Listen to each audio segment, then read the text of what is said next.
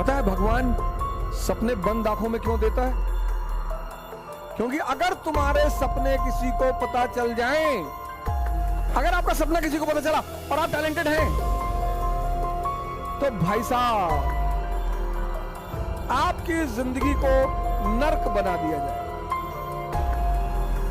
पक्का सपने की एक खासियत है, तुम्हारे साए को भी सपना तुम्हारा नहीं पता होना चाहिए, क्योंकि ये दुनिया तो सिर्फ सफलता की पुजारी है। पता है भगवान सपने बंद आंखों में क्यों देता है? क्योंकि अगर तुम्हारे सपने किसी को पता चल जाए, आपके जीवन में ऐसे बहुत सपने आप देखते होंगे सोते वक्त, जिसको देखने के बाद आप हंसते बहुत, डरते तो हो गए ही हो, हंसते बहुत। लेकिन कलाम साहब कहते हैं कि खुली आंखों से सपना देखना चाहिए। मनुष्य ही क्या जिसके पास सपना होना चाहिए सर। और सपने की एक खासियत है, वो चाहे बंद आंख का हो चाहे खुली आंख, किसी को पता नहीं होता। आपका सपना अगर किसी को पता है, अगर आपका सपना किसी को पता चला और आप टैलेंटेड हैं, तो भाई साहब आपकी जिंदगी को नर्क बना दिया पक्का। क्योंकि आपके अगल बगल के लोगों को अंदाजा हो जाएगा। अपने सपने को कभी किसी को मत बताओ। मैं तो मोदी जी से कभी मिला नहीं, क्योंकि भारत के प्रधानमंत्री हैं तो उन्हें सब जानते हैं, तो मैं भी जानता हूं। लेकिन मुझे नहीं लगता कि कभी उन्होंने किसी से कहा होगा कि मैं भारत का प्रधानमंत्री बनूंगा। लेकिन सपना रहा होगा सर, क्योंकि अगर वो कह देते तो वही नीचे उखाड़ के फेंक दिए जाते। सपने की एक खासियत है, तुम्हारे साए को भी सपना तुम्हारा नहीं पता होना चाहिए। क्योंकि हम मनुष्य हैं और हमारी कुछ प्रवृत्तियां हैं। हम मनुष्य हैं, हमारी कुछ प्रवृत्तियां हैं, और उसमें एक सबसे बड़ी प्रवृत्ति यह है, 3 इडियट में दिखाया नहीं कि दोस्त फेल हो जाए तो दुख हो जाता है, लेकिन टॉप कर जाए तो और दुख होता है। ये सबके साथ होता है सर, हमारे साथ होता है। मैं उसे दूसरी तरह से हैंडल कर लेता हूं।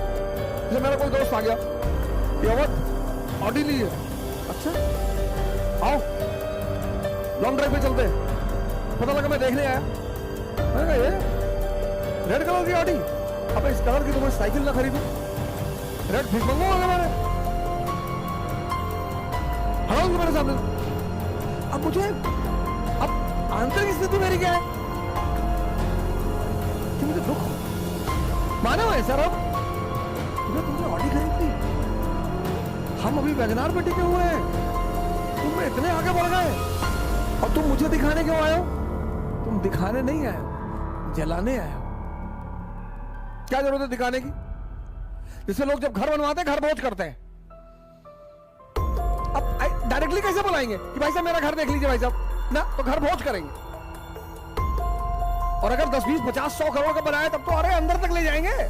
ये देखिए, ये किचन की टाइल्स देखिए, ये वॉशरूम की टाइल देखिए, यहां अंदर भी इंसान नजर आता है, इटली से आई, एक टाइल 5 लाख। अब नहीं बताएंगे, खुद से बताएंगे, दिखा रहे हो। ये हम सबकी प्रवृत्ति है सर। तुम्हारा सपना किसी को पता नहीं चलता, लेकिन सपना पूरा तभी होगा जब तुम जीवन में प्रेशर को डेवलप नहीं होने दो। छोटे छोटे प्रेशर, यार अगले महीने पैसा नहीं आएगा यार मुझे 2 साल के अंदर कर लेना, नहीं तो मेरे पापा रिटायर हो जाएंगे यार। इससे बचो, इससे बचो, क्योंकि प्रेशर, या अगर तुम बहुत ही बिंदास हो, तुमने कहा भीख मांगेंगे सिलेक्शन नहीं हो, फिर तो कोई बात ही नहीं, फिर तो कोई दिक्कत ही नहीं। तुमने तैयारी शुरू की और किताबों के साथ साथ एक कटोरा भी खरीद लिया और कटोरे पे लिख दिया भिखमंगा, और जहां तुम पढ़ाई करते हो उसके सामने रख लिया। तो जब भी तुम्हारा पढ़ाई में मन नहीं लगा, तुमने एक बार कटोरे को देख लिया, पढ़ने की इच्छा बढ़ गई। अरे भैया यही फ्यूचर है। 80% लड़के, 80% लड़के प्लान बी के चक्कर में परेशान रहते हैं। पहले अटेम्प्ट से पहले, कम से कम पहले अटेम्प्ट में तो मत करो यार। तुम्हारा आधा खून पीता है वो। नहीं हुआ तो कटोरा रख लो, उस पे लिख लो भिखमंगा, सामने रख लो, जहां मंदिर अंदर बनाया हो वहीं पे रख लो, ऐसे देख लो, मुस्कुरा दिया करो। कभी राजस्थान में खाई देखे हो, वैली नहीं देखे हो, लेकिन हिमालयास में, क्योंकि जितनी ऊंचाई होगी उसके बगल में उतना ही नीचा भी हो। यह जीवन का सिद्धांत है। इसीलिए बहुत लोग कहते हैं कि अरे यार जीवन जो है बड़ा विरोधाभासी है, और जो उस विरोधाभास को समझते हैं वो महान है।